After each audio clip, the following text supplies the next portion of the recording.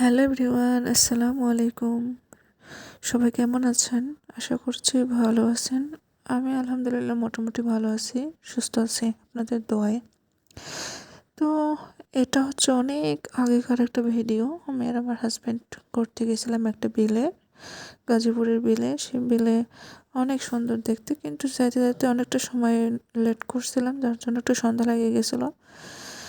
তো কী করব, ভিডিওটা দেখে মনে হলো সারি ভিডিওটা আপনারাও দেখেন, উপভোগ করেন, আর লাইক কমেন্ট আর সাবস্ক্রাইব করবেন।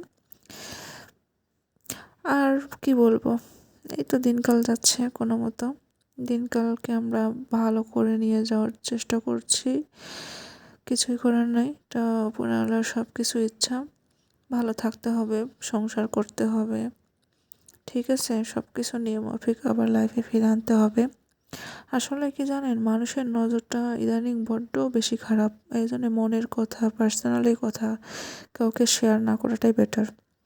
আমরা ভালো আছি, ভালো খাচ্ছি, ভালো পড়তেছি, বা আমার হাজব্যান্ড আমাকে কেয়ার করে, এমন হাজব্যান্ড সবাই ভাগ্যে পায় না, আমি বড়াই করে বলতে পারবো। আমার হাজব্যান্ড আমাকে যতটুকু কেয়ার করে, যতটুকু ভালোবাসা দেয়, যতটুকু সাপোর্ট করে, আজকাল এরকম স্বামী আসলে পাওয়া ভাগ্যের বিষয়। তো এরকম করে মানুষকে না বলাটাই বেটার।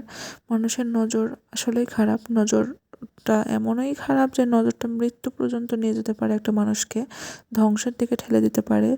তাই আমি আপনাদের কাছে রিকোয়েস্ট করব, মানুষের কাছে বেশি কোনো কিছু শেয়ার না করা, শো অফ না করা। হ্যাঁ, আল্লাহর কাছে আপনারা শুকরিয়া পালন করবেন, এটাই এনাফ। মানুষের কাছে বলে কোনো লাভ নাই। মানুষ শুধু আপনাকে দেখে হিংসা করবে আর নজর দিবে। নজরটা এমনই খারাপ যে আপনার সংসারকে ধ্বংস করে দিতে পারে, আপনার দাম্পত্য জীবনকে অসুখী করে দিতে পারে। আপনার কোনো কিছু ভালো করতে যাচ্ছেন, সেই জিনিসটাকে আপনার কাছ থেকে অনেক দূরে বা ভেঙে দিতে পারে। নজর এতটা জঘন্য। নজর মানুষের খুব খারাপ। মানুষের ভালো আজকাল দেখতে পারে না মানুষ। মানুষের ভালো কাজ করতে গেলে পারে সেই কাজকে মানুষ হিংসা না করে নজর দিয়ে পুরাটা মানে সেই কাজটাই নষ্ট করে দিবে, এমন মানুষের নজর খারাপ। তাই আমি ডিসিশন নিয়েছি, আমি এখন থেকে আর কোনো কিছু মানুষকে বলতে যাব না। নিজের কথা নিজের ভেতরে রাখবো, আর আল্লাহর কাছে যা কিছু দিচ্ছে বা আল্লাহর কাছে যা কিছু পাইছি, এটা অনেক কিছু। আল্লাহর কাছে আমি এটা সবসময় আশা করি, আল্লাহ অবশ্যই দিবে। একটু ধৈর্য ধরে থাকতে হবে আর কি।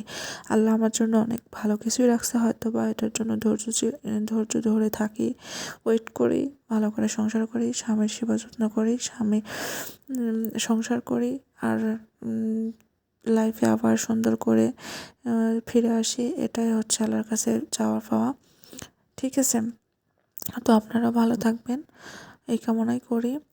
আর বললাম তো, মানুষের নজর বলে কোনো কিছু আসলেই সত্যি। আমি কোনো কিছু শেয়ার করলে বা কোনো কিছু গল্প করলে পরবর্তীতে যা দেখে ওইটা অনেক বেশি খারাপ ইফেক্ট পড়ে। তাই আমি ডিসিশন নিয়ে আর বলবো না। ভালো থাকবেন সবাই, আল্লাহ হাফেজ।